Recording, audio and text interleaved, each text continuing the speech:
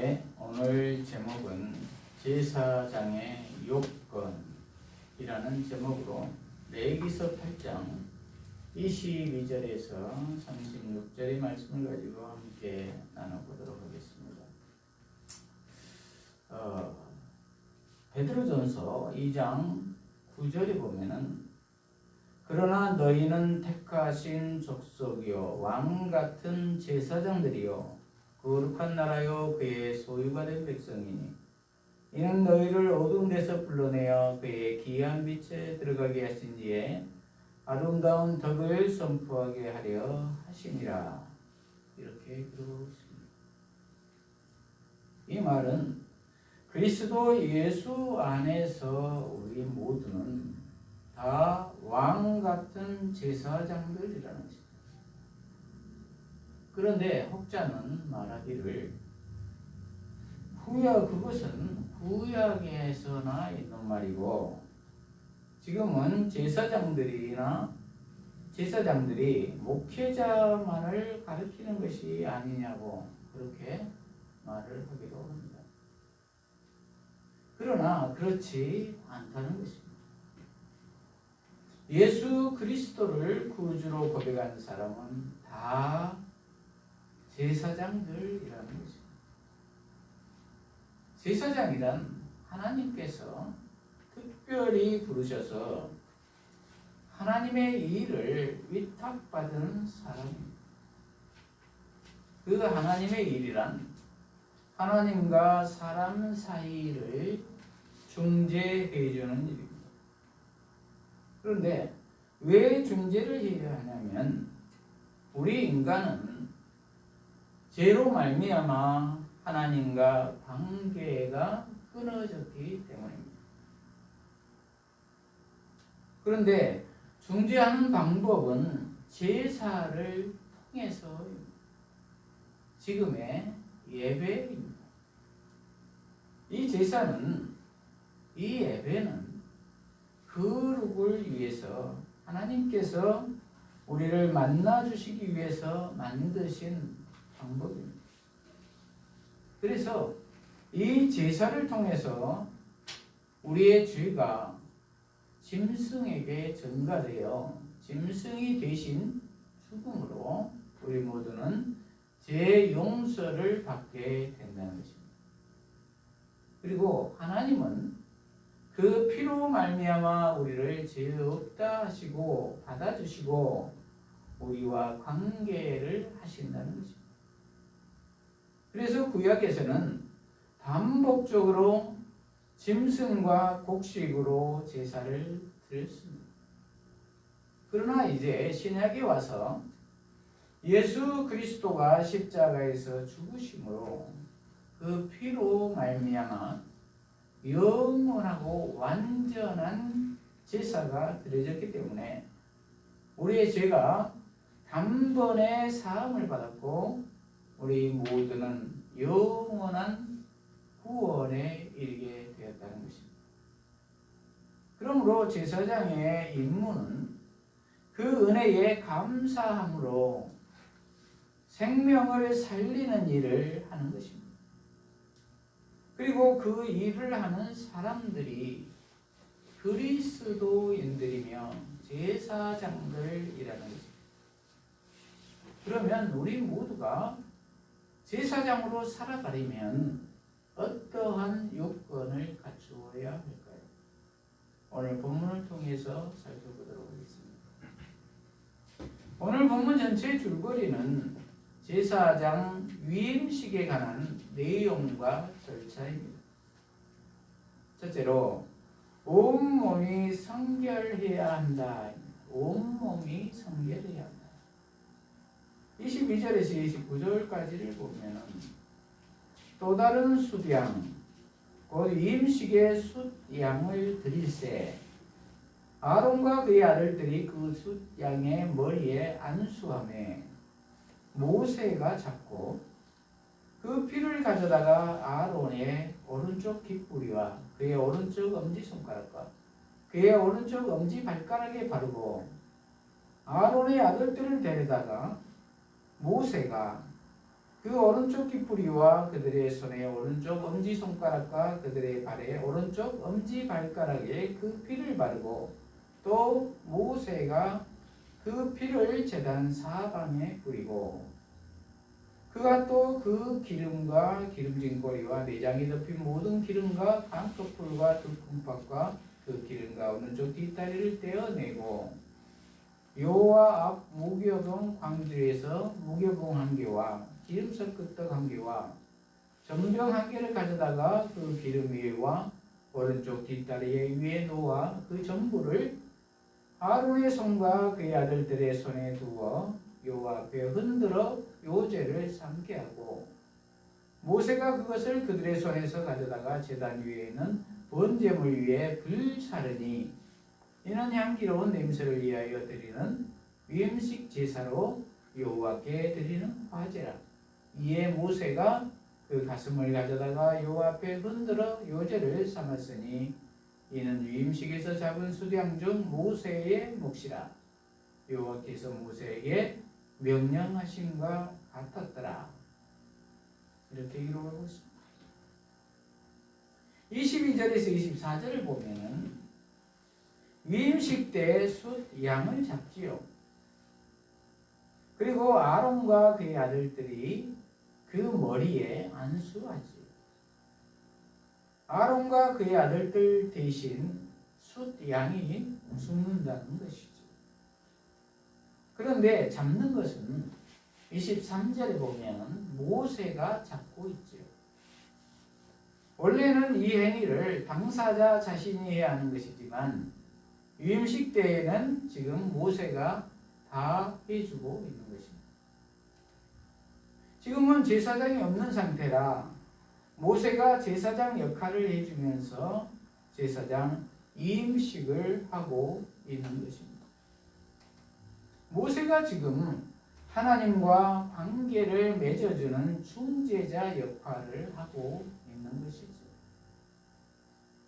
모세가 잡고 그 피를 가져다가 아론의 오른쪽 깃뿌리와 그의 오른쪽 엄지손가락과 그의 오른쪽 엄지발가락에 바르고 그리고 아론의 아들들을 데려다가 동일하게 하고 그 피를 제단 사방에 뿌린다고 했습니다.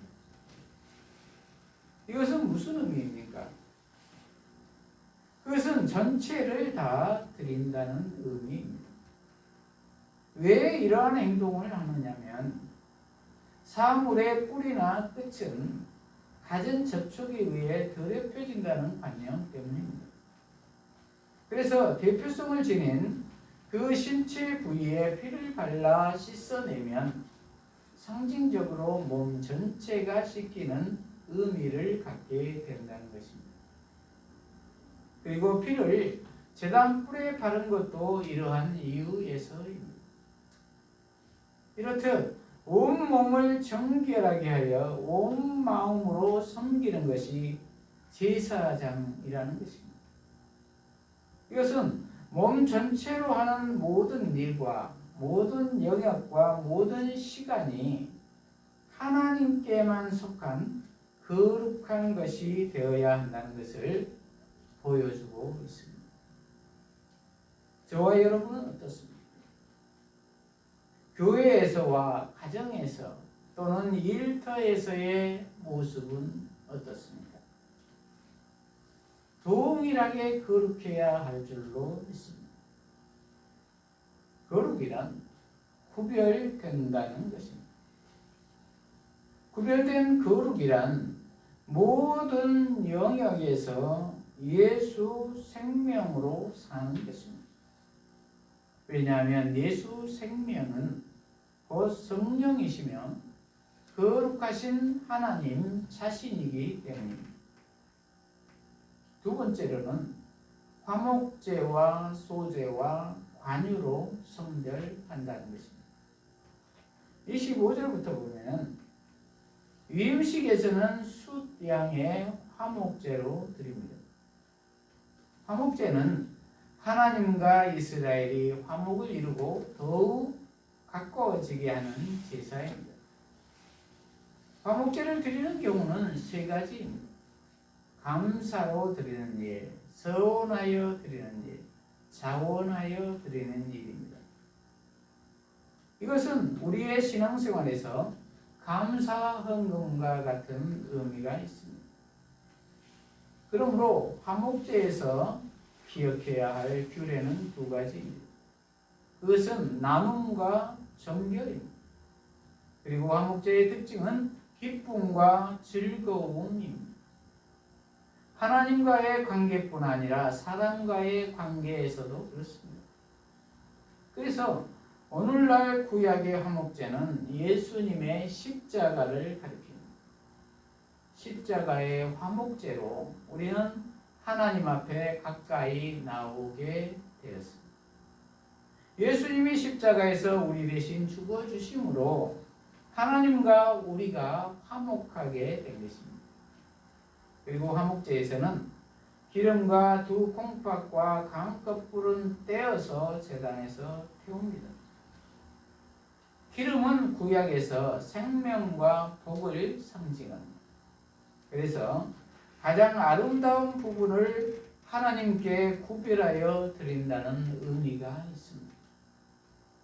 그리고 콩팥은 감정이나 생명의 자리를 나타냅니다. 그래서 기름과 콩팥을 떼어내서 하나님께 드린 것은 인간 존재에 가장 가치 있는 것을 드린다는 것으로 표현할 수가 있습니다. 그래서 이것은 전체를 드린다는 의미입니다. 생명을 드린다는 의미입니다. 그리고 가슴은 모세에게 줍니다. 그런데 여기에서 집례하는 제사장 목사의 오른쪽 뒷다리도 태우게 하는데 이것은 모세가 임시 제사장이기 때문일 것이라고 추측합니다.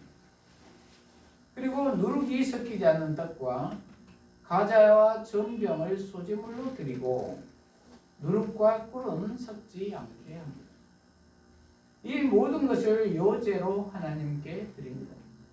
요제는 흔들어서 드리는 제사 방식입니다.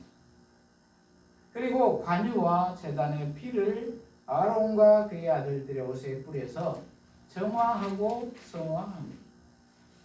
이것은 부름받은 것에 대한 감사의 표현이며 온전한 헌신과 거룩한 삶에 대한 다짐의 표현입니다.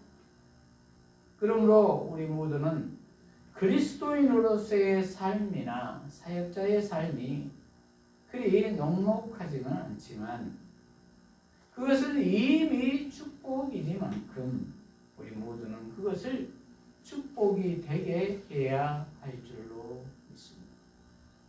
그렇습니다. 하나님께서는 위임식 수량의 피를 아론과 그의 아들들의 오른쪽 뒷부리와 손과 발의 엄지에 바르고 옷에 뿌리게 했습니다. 이것은 머리부터 발끝까지 온몸이 성결해야 함을 보여주고 있습니다. 그러므로 우리 복음의 제사장들은 온 몸뿐만이 아니라 마음과 삶 전체가 성결해야 할 줄로 믿습니다. 그러므로 우리 모두도 직분을 감당하기 위해 예수 안에서 거룩함과 탁월한 윤리로 살아야 될 줄로 믿습니다. 둘째로 화목의 징교를 하라. 화목의 징교를 하라. 30절에서 33절 위임식 제사의 마무리입니다.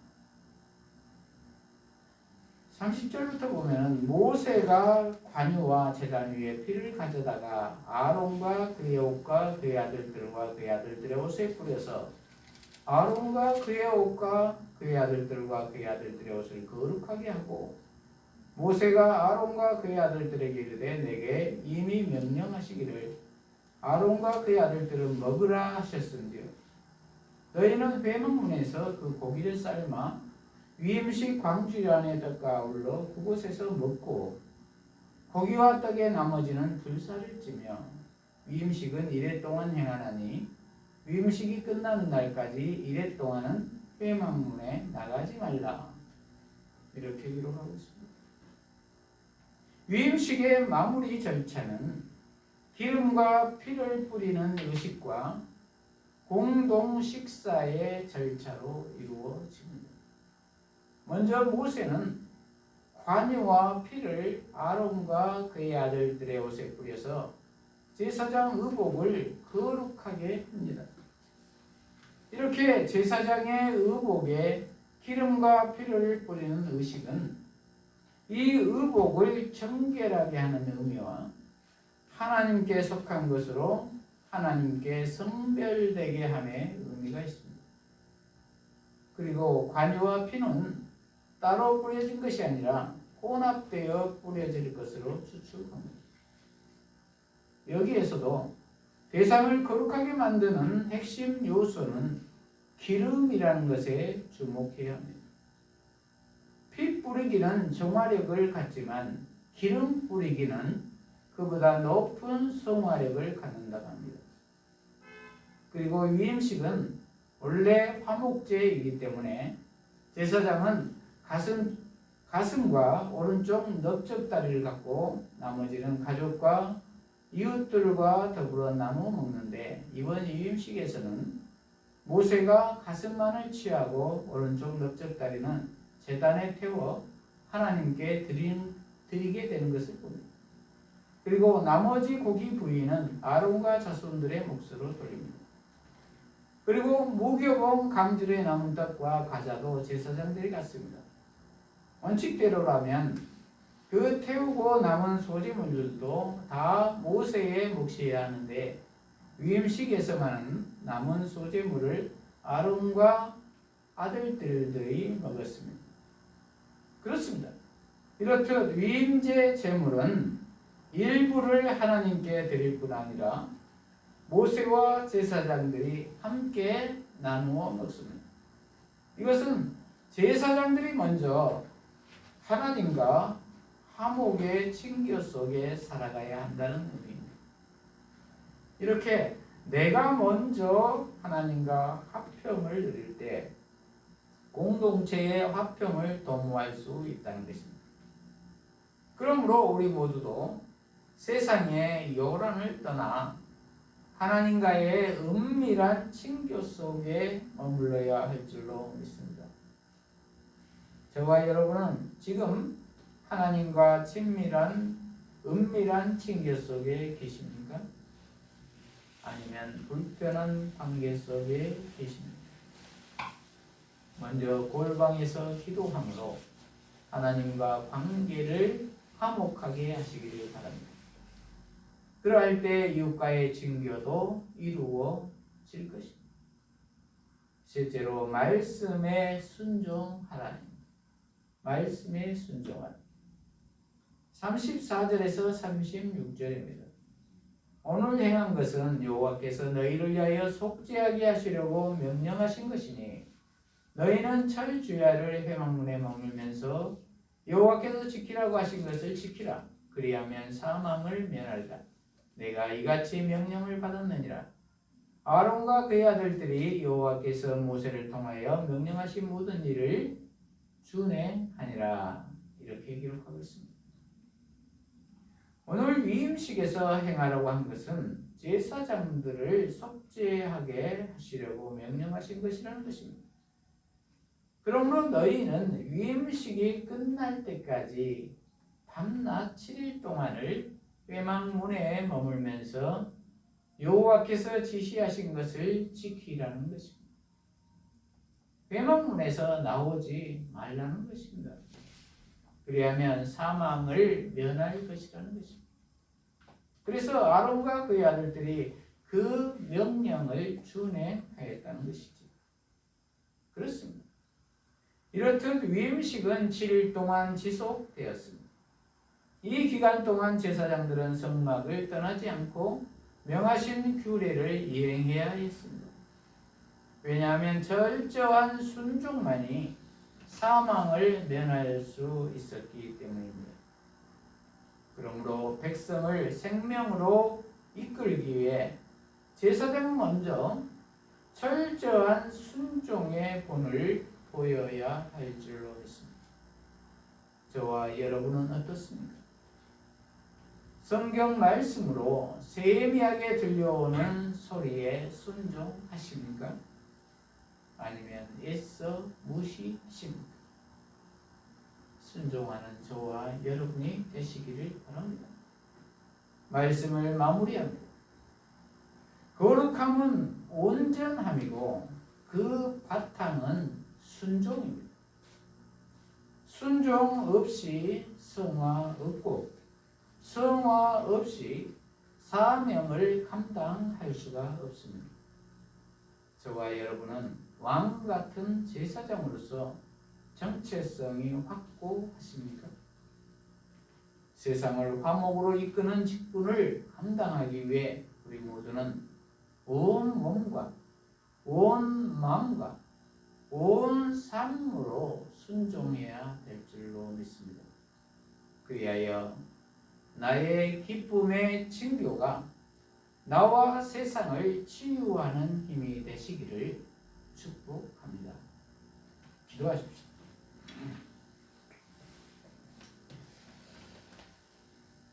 하나님 아버지, 오늘 제사장의 요건이라는 제목의 말씀으로 깨닫게 하시니 감사합니다. 우리 모두가 온 몸이 성결하게 하시고 화목의 징표를 하게 하시고 말씀에 온전히 순종한 것, 하나님께서 맡기신 제사장으로서의 사명을 잘 감당하게 하여 주시옵소서. 그리하여 하나님이 위탁하신 나를 비롯하여 많은 생명들을 살리는 복된 삶을 살게 하여 주시옵소서. 예수님 이름으로 기도합니다. 아멘.